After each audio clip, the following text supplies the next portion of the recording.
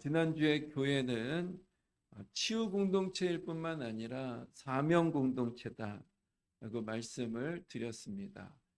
교회는 치유 공동체이기 때문에 형제의 죄와 허물을 용서하고 받아 주어야 하지만 또 사명 공동체이기 때문에 잘못된 길로 나아가면 교정하고 권면하고 또 때로는 건징도 필요함을 말씀을 드렸습니다.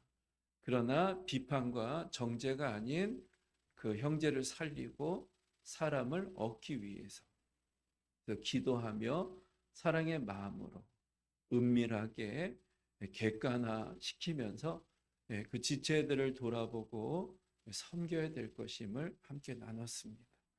지난 주 중에 한 형제님과 함께 좀 교제할 수 있는 그런 시간이 있었는데 저한테 대뜸 목사님 저는 이렇게 지도해주고 건면해주는 걸 전 좋아합니다. 그래서 제가 부족함이 있으면 지도해 주시고 또 건면도 해주세요.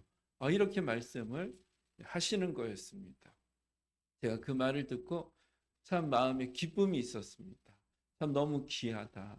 참 겸손하고 선한 마음을 가지고 계시구나 라는 그런 생각을 이제 갖게 되었습니다. 그런 마음 속에 참 신앙생활하면 신앙이 성숙하고 성장을 이루어 가게 되고 선한 열매도 맺고 또 신실하게 아름다운 일꾼으로 세워지고 쓰임받게 될 줄 믿습니다. 오늘은 용서에 대한 말씀입니다. 본문은 베드로의 질문에서부터 시작됩니다.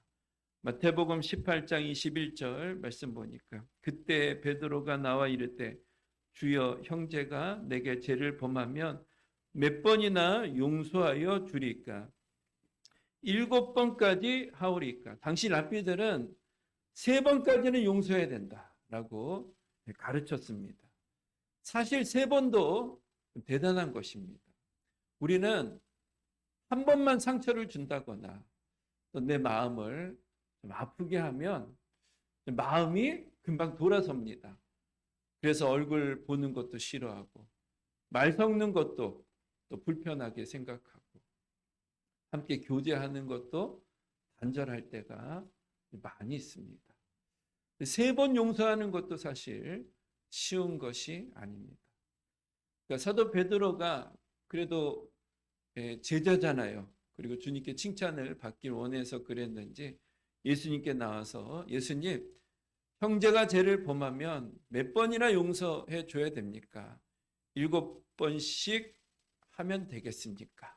라고 물은 겁니다. 주님께서 유명한 말씀을 이제 하시죠. 7번이 아니라 7번이라도 70번까지라도 용서해 줘야 된다. 총 몇 번입니까? 490번까지 용서해라. 지금 문자적으로 490번을 용서해야 되는구나 라는 의미는 아닙니다. 그때 한 번 용서해 줬지, 2번 용서해 줬지, 3번째야, 4번째야, 289번째야. 그래서 숫자를 세나는 의미는 아닙니다. 사실 성경에서 7은요 완전수라고 하거든요. 그러니까 7하고 또 70번이니까 끝까지 용서해 주라라는 그런 의미입니다. 불가능한 거 아니겠습니까? 끝까지 용서해 준다는 것이 예수님께서 말씀하시고자 하는 것은 강조하는 겁니다. 우리가 꼭 용서하는 삶을 살아가야 된다. 그리고 크리스찬의 이 믿음의 태도가 이웃과 형제들을 향해서 받아주고 용납해주는 기본적인 자세를 가지고 신앙생활을 해야 될 것임에 대해서 말씀하시고 가르치고 있는 것입니다. 주님께서 우리 마음의 태도에 대해서 말씀하고 계신 거예요. 비난과 정죄가 기본 마음이 아니고 형제를 향한 긍휼과 용서하는 기본적인 마음의 태도를 가지고 신앙생활을 해야 된다는 것입니다. 그러면서 예수님께서 이 뒤에 비유를 한 가지 말씀해 주십니다. 1만 달란트 탕감받은 자의 비유입니다. 한 종이 주인에게 1만 달란트 빚을 지게 되었는데 그 돈을 탕감받게 된 것입니다. 한 달란트는 굉장히 적지 않은 금액입니다. 6천 데나리온인데 한 데나리온은 노동자 하루 1당입니다. 그러면 1년에 뭐 쉬는 날 빼고 300일 정도 일한다고 생각하면 무려 20년 동안 일해서 벌 수 있는 돈이 한 달란트입니다. 그래서 대충 10만 원으로 일당을 계산하면 약 한 6억 정도 되는 돈이 한 달란트입니다.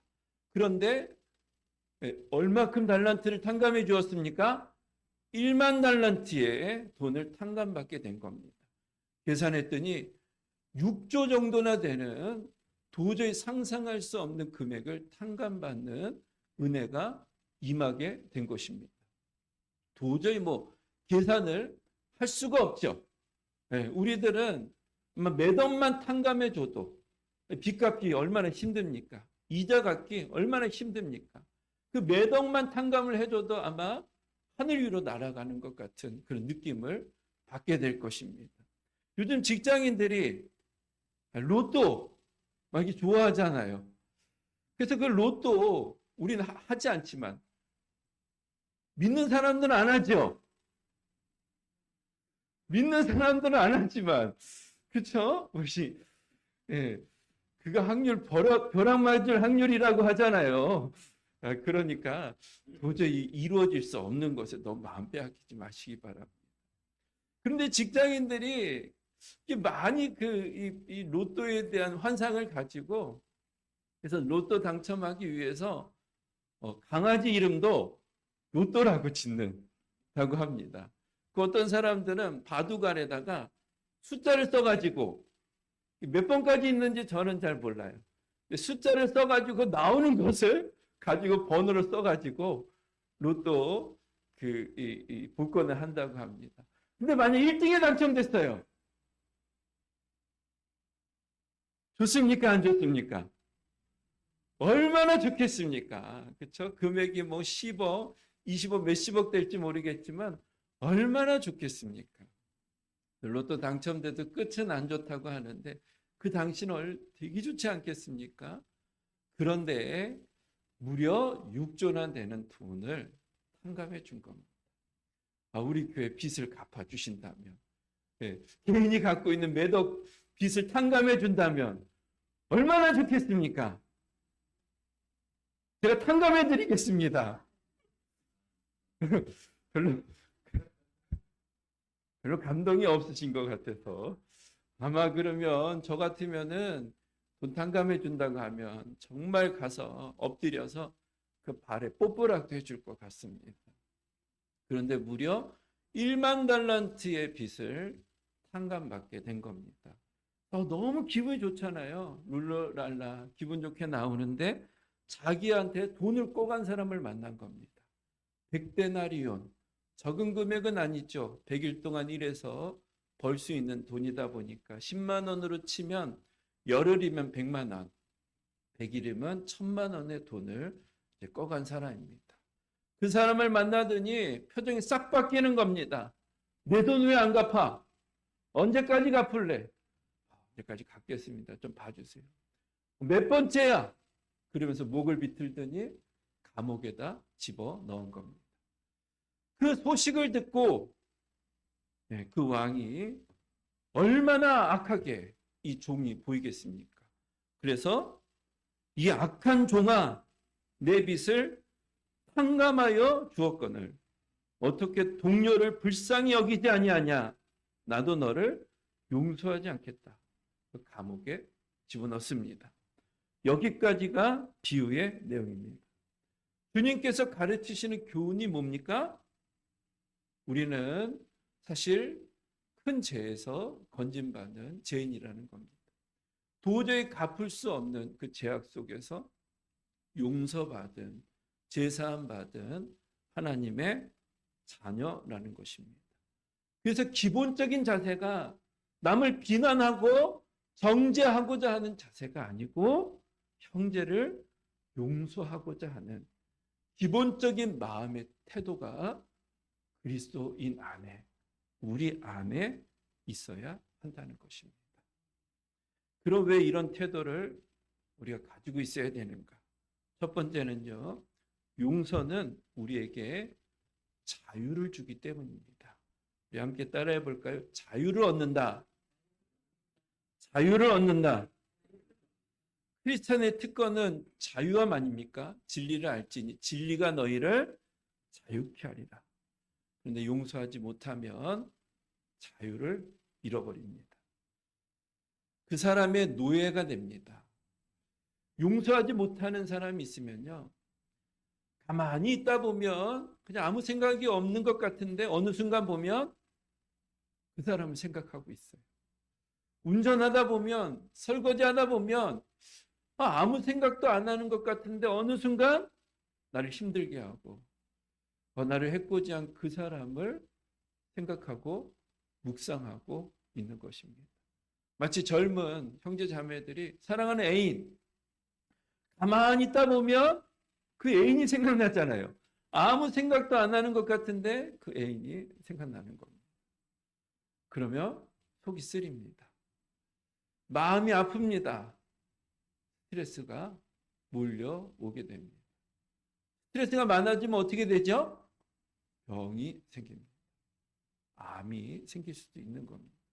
그 사람의 노예가 된 겁니다. 자유함을 누리지 못한, 하나님께서 우리에게 자유함의 선물을 주기 위해서 오셨는데 자유함이 사라진 것입니다. 마음뿐만이 아닙니다. 삶도 그렇습니다. 교회 안에서도 서로 관계가 틀어지면 그 사람 근처에는 잘 가지는 않습니다. 우리 밥 먹으러 갑시다. 그런데 그 지체가 있어. 그러면 안 갑니다. 어떤 사역을 하고 싶습니다. 그런데 그 사람이 그 자리에서 사역을 하고 있어요. 그러면 그 사역도 포기해버립니다.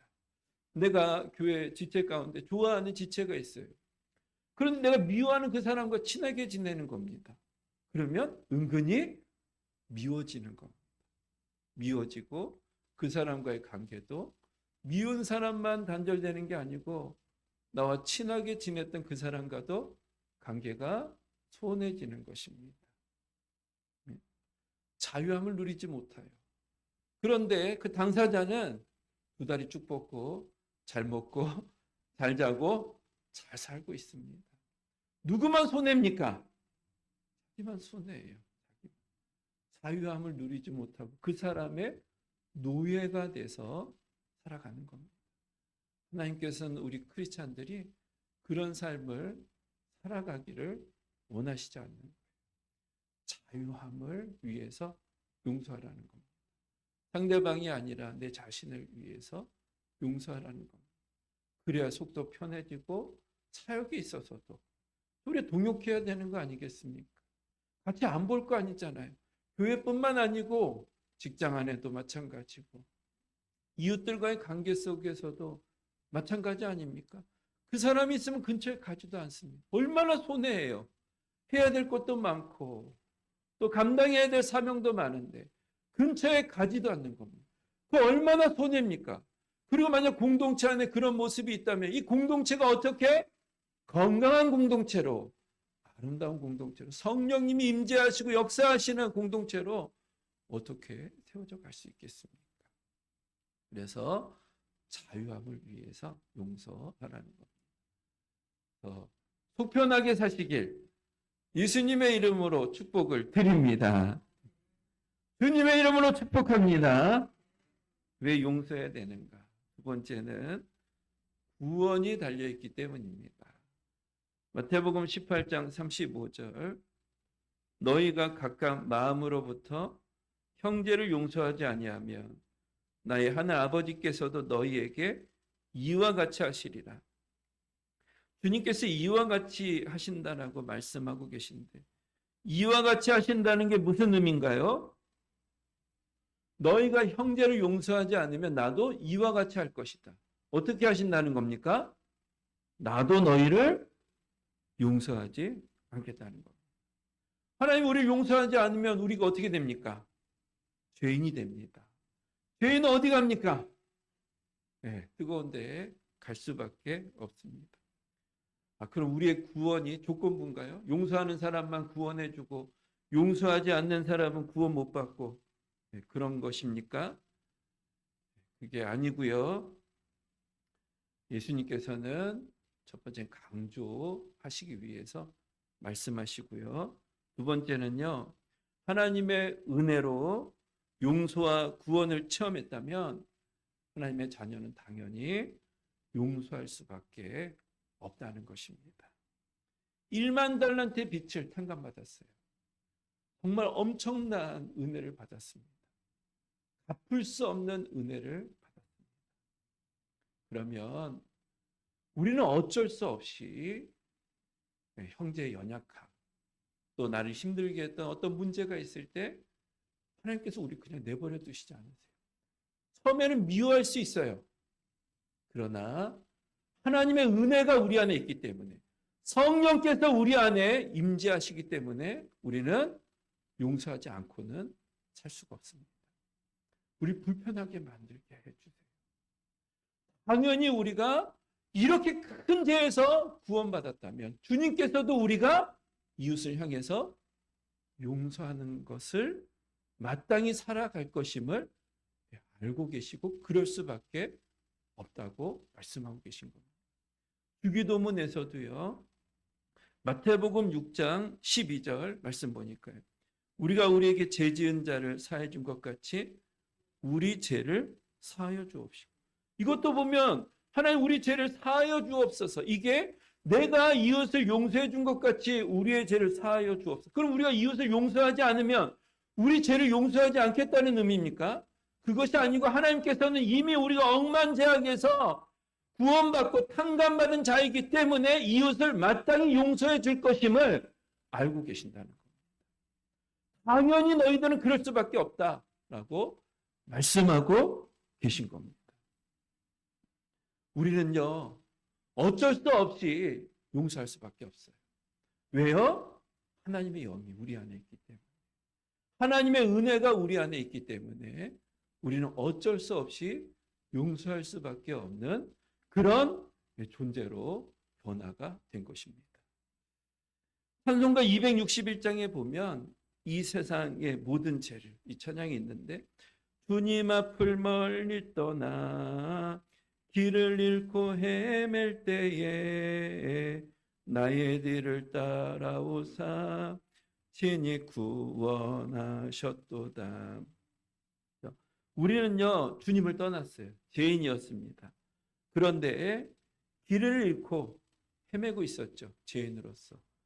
주님께서는 그냥 내버려 두시지 않으신 겁니다. 따라오신 거예요. 쫓아오신 겁니다. 또 오셔서 우리를 붙들어 주시고 우리 마음을 두드려 주셨습니다. 요한계시록 3장 20절에 볼지어다 내가 문 밖에 서서 두드리노라. 우리 마음의 문을 예수님께서는 계속 두드리셨어요. 우린 내 맘대로 살고 싶었어요.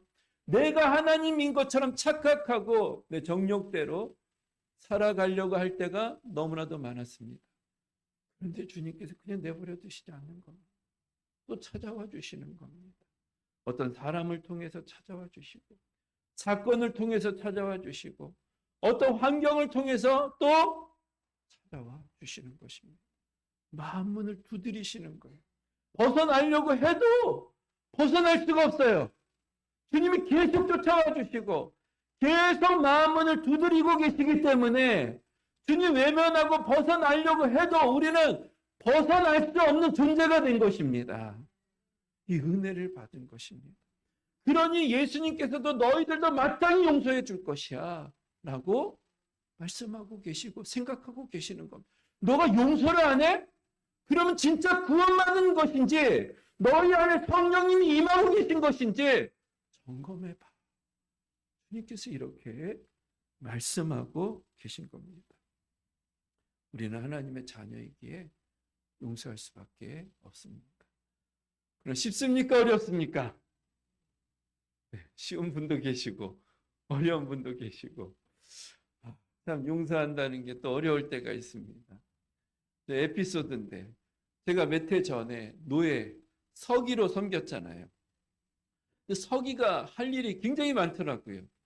총회에서 오는 그 서류들도 교회 보내줘야 되기도 하고, 교회에서 올라오는 각종 서류들도 또 노예 이렇게 회의할 때 다 올려줘야 되고, 또 교회 안에 일어나는 일들, 행정적인 그런 일들도 서기가 굉장히 많이 관여해서 뭐 이것저것들을 해야 될 때가 굉장히 많이 있더라고요. 그러다 보니까 목회도 하면서 서기를 하는 것이 전 너무 분주하고 쉽지가 않았습니다. 그래서 임원 목사님 가운데 한 분한테 목사님 제가 너무 분주해요. 바빠요. 좀 도와주세요. 이것 좀 섬겨주세요. 이렇게 부탁을 드렸습니다. 그런데 그 목사님께서 목사님 그거는 서기가 하는 거예요. 네. 도와드릴 수가 없어요. 할 수 있는데 그냥 좀 이렇게 또 하려면 신경 쓰이니까. 그래서 그 서기 목사님이 하세요. 그렇게 했거든요. 근데 지금 어떻게 됐는지 아십니까? 그 목사님이 서기가 됐어요. 내가 또 임원이 된 겁니다. 너무 바쁜 거예요, 그 목사님이. 그래서 그 목사님께서 저한테 목사님 좀 도와주세요. 너무 바빠요. 본전 생각나잖아요. 당해봐라. 싫어요. 지금 뭐 바빠요. 저도 해야 될 일 많아요. 예.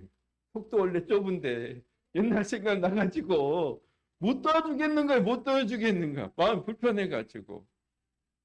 그런데 그렇게 했더니 하나님께서 마음을 이렇게 만지시는 겁니다. 야, 너 목사 그것밖에 안 되냐? 애들 소꿉놀이도 아니고 지금 뭐 하는 거냐? 뭐 하는 거냐? 그러면서 제 마음을 막 불편하게 만드는 거예요. 그래서 결국은 뭐 많지는 않지만 같이 동역하면서 도와주고 있습니다. 우리는요, 용서할 수밖에 없어요. 우리 하나님의 자녀가 됐고 성령님이 우리 안에 임재하시고 주님의 은혜로 덮어졌기 때문에 우리 용서가 물론 어렵지만 그냥 있을 수가 없는 것입니다. 자녀의 표상인 겁니다. 자녀의 표상. 우리가 세상 사람들처럼 더 악하고 그렇게 못 돼요. 만약 그러고 있다면 점검해 보셔야 됩니다. 과연 내가 정말 구원받은 것인지, 성령님이 내 안에 임재하고 계신 것인지 점검받아야 되는 겁니다. 그래서 구원과 용서를 결부해서 말씀하고 계신 겁니다. 용서해야 될 줄 믿습니다. 용서해야 될 줄 믿습니다. 그럼 어떻게 용서해야 되나? 처음부터 미운 사람 용서할 수는 없습니다. 처음에는요, 보복하지 않는 것이 용서입니다. 똑같은 방식으로 갚아주지 않는 것이 용서입니다. 예수님께 돌을 던졌습니다. 또 창을 찔렀습니다. 예수님께서는 똑같이 갚아주지 않으셨습니다. 로마 군병들이 무지한 많은 그 무리들이 예수님을 비난하고 돌 던졌지만 예수님께서는 똑같이 갚지 않으셨어요. 첫 번째는요, 똑같이 갚아주지 않는 겁니다. 이게 돼야 나중에 용서도 할 수 있고 사랑도 할 수 있는 겁니다. 다윗도 사울왕한테 참 억울한 일을 많이 겪었습니다. 똑같이 갚아줄 수 있는 그런 기회가 있었습니다. 그런데 똑같이 갚지 않았습니다. 그러니까 나중에 용서도 되고 사랑도 할 수 있었습니다. 사울왕이 죽고 제일 슬퍼했던 사람이 다윗 아니었습니까? 요셉도 마찬가지죠. 형들이 그 왕따시키고 그 이방 나라의 종으로 팔려버렸습니다. 갚을 수 있는 기회가 있었어요. 애굽의 총리의 자리까지 올라갔잖아요. 그런데 받은 대로 똑같이 갚지 않았습니다. 똑같이 갚아주지 않는 겁니다. 여기서부터 시작하는 겁니다. 그래야 용서도 되고 사랑도 될 수 있는 겁니다. 저도 똑같이 갚아줄 수 있었지만 똑같이 갚지 않았습니다. 그래서 여러분, 용서는요, 감정이 아닙니다. 용서는 결단이에요. 결단해야 그 다음에 감정이 따라오는 겁니다. 감정으로 용서의 마음이 생기면 내가 용서해야지. 아닙니다. 결단하는 겁니다. 내가 의지적으로 복수하지 않겠다. 갚아주지 않겠다. 결단합니다. 결단해야 상처도 조금씩 줄어들게 되고, 그리고 또 이해하는 마음도 생겨나게 되고, 용서할 수 있는 능력도 생기게 되는 겁니다. 결단입니다. 결단. 이 사람 똑같이 갚아주지 않겠다. 우리 기본적으로 너가 나한테 이렇게 했지, 당해봐라, 이 마음이 있잖아요. 하지 않는 겁니다. 거기서부터 용서가 시작되는 것입니다. 그리고 시간도 필요합니다. 용서하기 위해서 인내해야 됩니다. 예수님께서 7번씩 70번까지라도 용서해줘라. 490번이면 얼마나 인내를 많이 해야 됩니까? 사람이 금방 바뀌지 않습니다. 배우자도 그렇고 자녀도 그렇고 내 자신도 금방 바뀌지 않아요. 사람은 그렇게 금방 바뀌는 존재가 아닙니다. 그러니까 용서하기 위해서는 인내해야 됩니다. 인내하지 않으면 용서를 할 수가 없습니다. 인내도 어렵잖아요. 그러니까 주님 바라볼 수밖에 없습니다. 주님 바라봐야 됩니다. 주님 바라보다 보면 누굴 닮아갑니까? 예수님 닮아가는 거예요. 그러면서 조금씩 내가 깨어지고 죽어지고 예수님을 닮아가는 모습들이 내 안에 나타나게 되는 겁니다. 예수님의 겸손, 예수님의 희생, 예수님의 사랑. 이런 은혜와 축복이 우리 안에 임하게 되는 것입니다. 말씀을 이제 마칩니다. 이제 9월입니다. 추수의 계절이라고 합니다. 미운 사람 마음에 품고 살아간다면 무슨 선한 열매가 맺혀지겠습니까? 기도의 문이 어떻게 열리겠습니까? 기도 응답은 더 안 되겠죠. 그래서 내가 이 사람만큼은 용서하기가 힘들다. 그 사람을 용서해야 됩니다. 의지적으로 내가 용서하겠다. 결단하고, 그리고 내가 이번 한 주에 설교 듣고 그냥 돌아가면 또 그냥 끝나는 겁니다. 하나님, 이번 한 주 동안에는 내가 그 힘든 사람을 위해서 기도해 주겠습니다. 이렇게 결단해서 기도락도 해 주겠습니다. 아니면 전화락도 한번 하겠습니다. 아니면 식사락도 한번 해보겠습니다. 이렇게 결단해야 변화가 있고요. 열매가 있는 겁니다. 우리가 그냥 생각으로 막연하게 신앙생활에서는 열매를 맺어갈 수 없어요. 주님을 닮아갈 수가 없습니다. 여러분들 마음속에 생각나는 사람이 있다면 헌신대 나오셔서 하나님, 이번 한 주는 그분을 위해서 내가 기도하겠습니다. 아니면 전화락도 한번 하겠습니다. 문자락도 하겠습니다. 밥이락도 그 사람이 큰 사람입니다. 크리스찬이 큰 사람이 돼야지 작은 사람이 되면 되겠습니까? 그리고 그렇게 세워져 갈 때 주님 닮아가게 되고 하나님 또 열매도 맺고 또 자유함도 누리게 되고 속 편하게 인생 행복하게 살아가는 은혜와 축복이 저 여러분들 가운데 임하게 될 줄 믿습니다.